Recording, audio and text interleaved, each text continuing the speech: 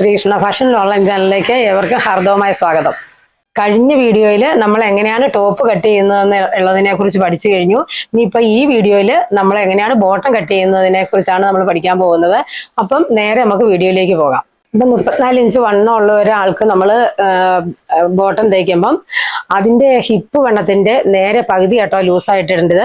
അപ്പം നമ്മൾ നേരെ തുണി തേരിറക്കം പീസായിട്ട് 4ആയിട്ടാണ് മടക്കിയിടുന്നത്.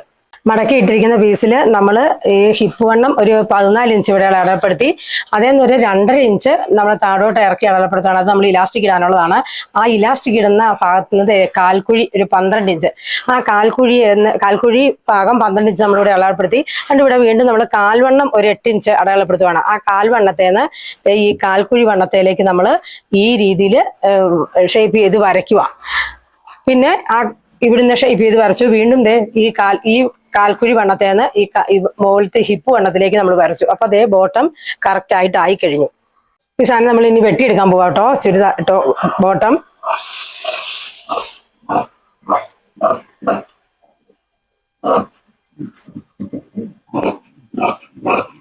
ഇതുപോലെ നമ്മള് വെട്ടിയെടുക്കുവാണ്.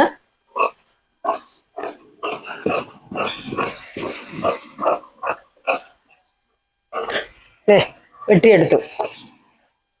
ഈ ഷേപ്പിലിരിക്കുമ്പോൾ വെട്ടിയെടുത്ത് കഴിയുമ്പോൾ വെട്ടിയെടുത്ത പീസ് നമ്മളിത് ഇങ്ങനെ മുറിച്ചെടുക്കുക കേട്ടോ. നമ്മൾ ഇതിനെ 4ആക്കി എടുക്കണം. തയ്ക്കുമ്പോഴേ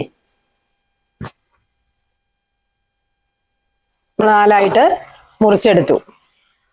വളരെ സിമ്പിളായ കണക്കിൽ വളരെ എളുപ്പത്തിൽ ഒരു ബോട്ടം കട്ട് ചെയ്യാനായിട്ട് നമ്മൾ പഠിച്ചു കഴിഞ്ഞു. ഇതുവരെയും ഞങ്ങളുടെ ചാനൽ സബ്സ്ക്രൈബ് ചെയ്ത് വെച്ചിട്ടില്ല എങ്കിൽ ഒന്ന് സബ്സ്ക്രൈബ് ചെയ്ത് വെച്ചോളൂ. ഇതുപോലത്തെ പല അറിവുകളുമായി വീണ്ടും ഞങ്ങൾ വരുന്നതാണ്. അടുത്ത അടിപൊളി ഒരു വീഡിയോയുമായി ഞങ്ങൾ വീണ്ടും വരും.